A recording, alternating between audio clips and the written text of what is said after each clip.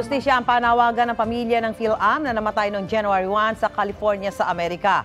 Hanggang ngayon ay wala pang lead kung sino ang pumatay kay Andre Guianan. Natagpuan si Guianan na nakahandusay at may tama ng bala sa ulo sa Manhattan Beach.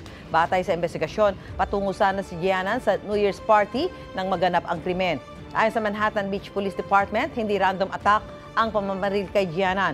Ang Homicide Bureau ng Los Angeles County Sheriff's Department ang nag-iimbestiga na sa kaso ni Guianan. Sinusuri na ang mga surveillance camera na malapit sa crime scene para may makalap na impormasyon.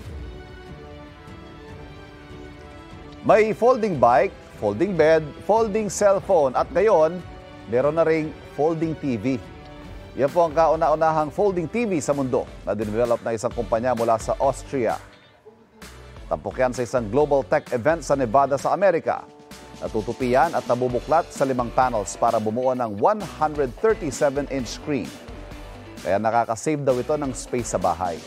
Ang presyo, $200,000 US. Katumbas ng mahigit 11 million pesos. Kapuso, para laging una ka sa mga balita, bisitahin at mag-subscribe sa GMA Integrated News sa YouTube. Sa mga kapuso abroad, samahan nyo kami sa GMA Pinoy TV at sa www.gmanews.tv.